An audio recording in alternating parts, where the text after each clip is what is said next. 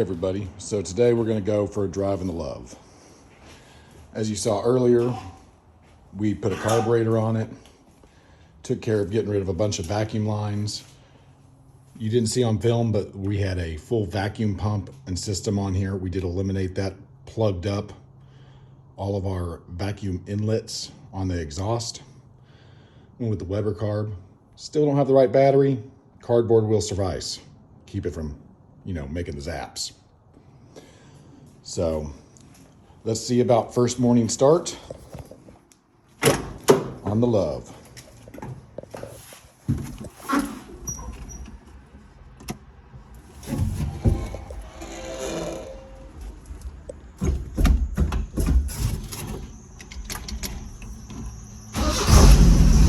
Oh man, look at that.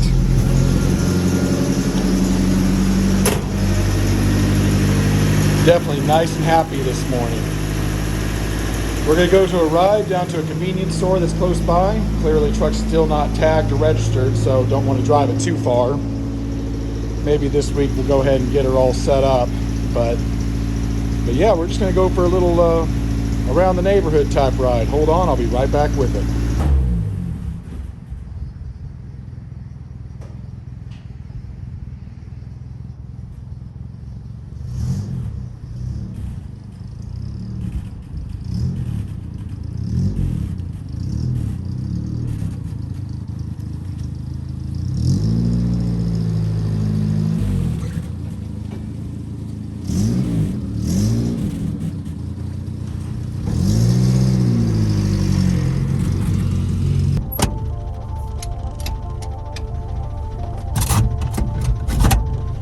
All right, here we go. It's a brisk 40-degree morning.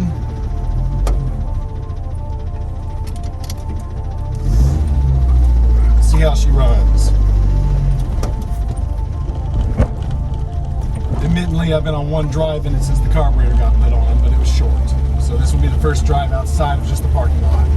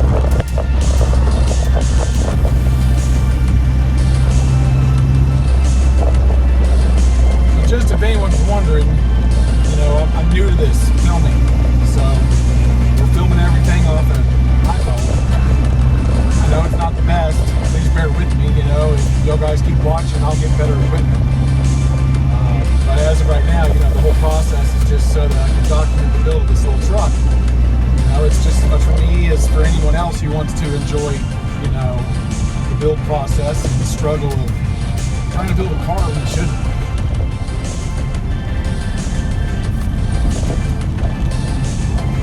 But I pulled this truck out, I don't know, a couple months ago, out from the field, didn't run, bought it for a great price because the guy just thought it was a little bit of a lost cause. And, you know, I'll be honest, it drives great. Slower than hell though, slow.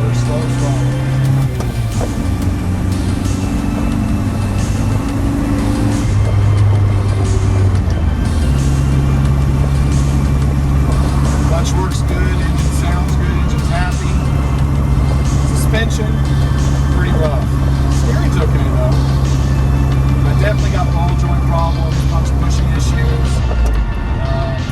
Shocks are almost non-existent.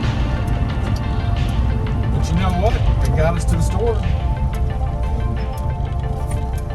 You know, the tags that were on it had it parked back in like 2001, so it's been off the road for a little bit.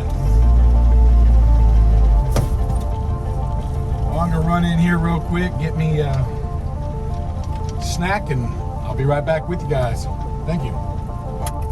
So a little more about the truck. When I picked it up, it had these crazy little super swampers on the back.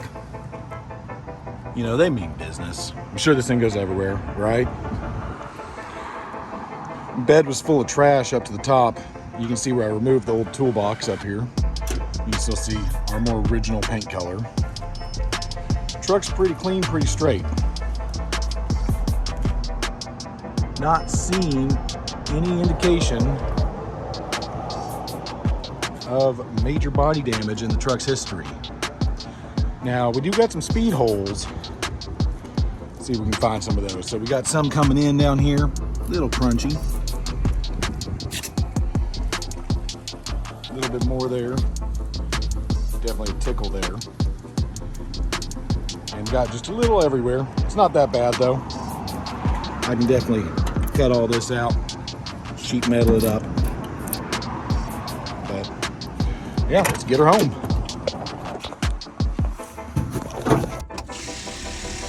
Ooh, lower motor's got some trash in it. And of course, knock the phone right off the mount as soon as we start.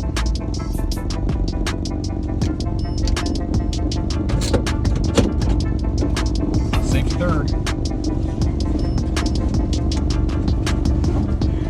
So admittedly, we are still driving on the tires that I found it with. They're not good. But they seem to hold air for about 3 or 4 days. So, give it a try. Alright, let's get a little aggressive getting out of here.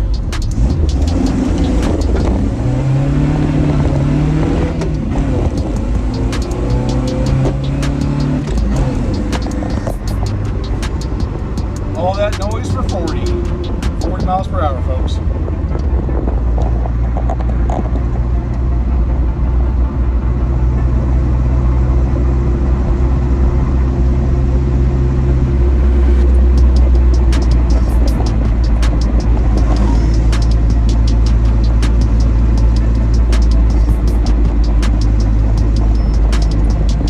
As much as I just want to jump in, drop the LS swap in, you know, and get this thing to be a ripper. I'm a little sentimental about my cars. I kind of want to get to know them first before I put all the work in. So I want to enjoy driving this one stock for, you know, at least a couple weeks, couple months. You know, see what I think. Maybe find a name for the project. They all have their own personalities, so. It's just I haven't had it long enough to find that personality yet. I mean, it drives good, it's zippy, no power steering, which can actually be a lot more fun because you feel a lot more of the road underneath you. But, you know, it has the handling characteristics of like a box truck, just tiny. It's definitely, you know, not for the corners, at least not right now, it's not.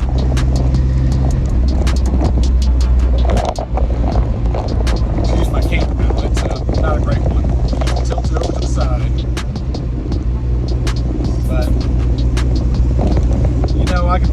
of power at it. It'll do great burnouts. It'll be fast. It'll be a lot of fun. The real question is how do I get it to take a corner? So I've been talking to people like QA1, and I've been looking at different ideas, maybe converting the front suspension A-arm setup over to 4th gen Camaro stuff, some Mustang 2 stuff I've looked at. Right now these trucks come with torsion bar in the front, which is a pain in the butt to get rid of and change with my level of fabrication skill. So I have a lot to learn on the project as we go, which is going to make these videos, especially when we get the suspension stuff, are probably going to come slow. But you got to learn at some point. No one knows how to do something without learning it first. So, but yeah, if you guys have any ideas what kind of suspension we should chase after in the front, some people do make stuff with the Chevy Loves. It is pretty expensive, and I feel like I would be a lot happier switching to something that had a much larger appeal and application for parts availability. We want to go do stuff like drag week and all sorts of things where we're going to be, traveling from spot to spot racing, and I don't really want stuff on my truck I can't get in a small town. So, Chevy S10 stuff's come up quite a bit. That's pretty widely available. Even on the rear section of the vehicle, I'm actually kind of looking at doing a whole Jeep Grand Cherokee swap back there. So, excuse me, the camera kicked off, but so how the Jeep Grand Cherokee swap works is the rear suspension's all on a subframe, and it has struts, everything fully independent, and you can get the whole subframe at a junkyard with everything still on it off like an SRT8 Jeep that came with the Hemi. My thoughts are is if it can handle the SRT8 Jeep with the weight, it can handle this truck with its lightness.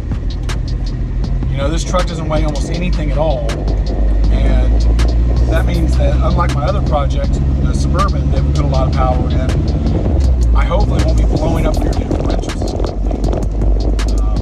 That Suburban went through 5 rear differentials in less than a year. I know, I should have spent the money on building a nice one, but I could only afford what I could afford when we had it, so it just, it was what it was, and we kept it on the road. It never was down for more than a month, but it's sure eating a lot of differentials, and I really don't want to do that again this time. I want to be able to run this truck hard, have a good time, drive it to work every day, drop dead reliable, but also fun. And so I'm wondering if you guys think it's a good idea on that independent rear suspension. It won't kick out as easy, but it'll be good around the corners, and that's really something important to me. We were hoping to get into road racing, which I've never done before, circuit racing. But we're going to be doing it the four-man style, and it just is what it is. Maybe like a lot of you, I don't have a bunch of money to spend on my projects. I did good by owning the truck, but now I got to figure out how to build it, right? So maybe as I come across creative fixes for things, we'll share it together. We can learn. But all right, man, we made it home. Got myself my cold snack, and we're gonna go ahead and shut her down.